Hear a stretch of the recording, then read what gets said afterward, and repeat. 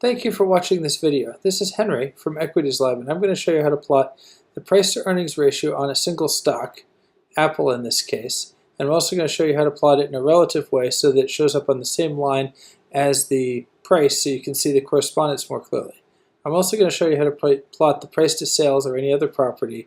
Additionally, I'm going to show you how to plot the EMA 140 and how to make sure that plots show up on the same scale as other plots so you can compare them more easily.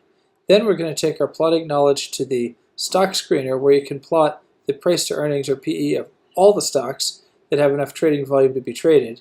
And then we're going to backtest that and we're going to see how the price to earnings of the market, or at least the average PE of the market, changes over time.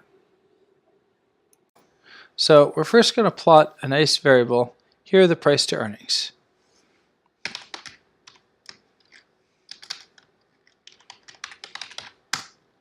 So when I go ahead and plot the price to earnings, here I'll choose PE. I could just as easily have chosen net income divided by market cap divided by net income, and you'd have the same sort of results. You will see a PE that stair-steps upwards and downwards and ends up at the 17.23 that you saw over there. Once I've done that, you can go ahead and see that you can see how the stock price corresponds with the PE. So I would argue that what we're seeing here is that the income of Apple isn't increasing that much. That's why plotting is valuable, is because it lets you make conclusions like this. As you go backwards and forth, you can see the ratio change over time. When you click on the log scale, because here we've gone up 600% and it's kind of hard to see the changes back here, you'll notice the price earnings disappears. The way to fix that is to go ahead and put a percent on it. When you put a percent, you're saying staple it to the same scale you have here. Notice that we have price to earnings going down relative to the stock, the actual, and then going back up again. So same number, different point of view. Now at this point, you'll notice that the price to earnings and the correspondence between the price to earnings and the stock price is eerie. So the earnings are, again, as we noticed before, essentially flat.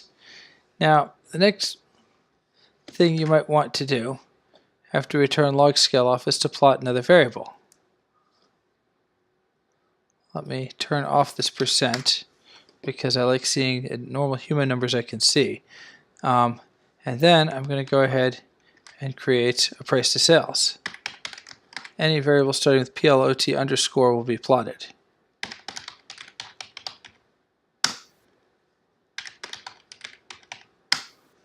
And when I run this, you will notice that I have a price to sales that tracks the price to earnings fairly closely.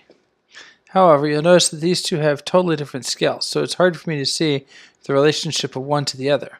I might be fooled into thinking the two are the same when in fact one is 17 and the other is 3. How do I fix that? Well, if I have two items with the same second word, so plot is the first word, and the second word is this, say, price. It could just as easily have been banana. If these two variables have the same word, they will be put on the same scale.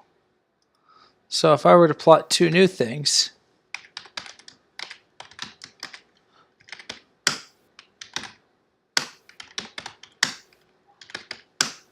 and now I'm going to plot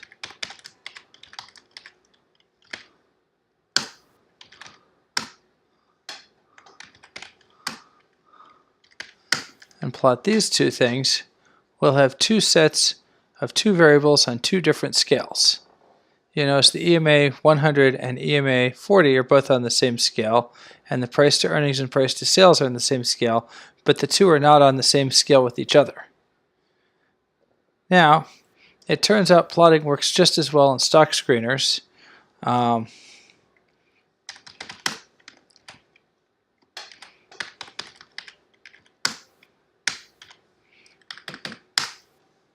And when I run this, I will get the price to earnings of every single stock.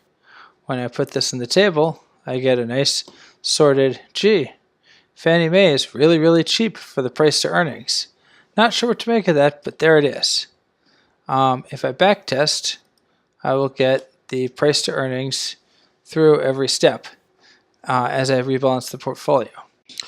That green line, the PE that you're seeing there, is a price to earnings for the entire tradable market. Okay. You can see here that you could, by adjusting what matches your portfolio, get an average expense or what the PE is for any subsection of the market you wanted. I'll show you in a future video how to calculate it a different, more academically approved way, but this gives you a very specific heat of the market that lets you make sound investment decisions. Thank you for listening, and I hope you enjoy our future videos and subscribe to the YouTube channel.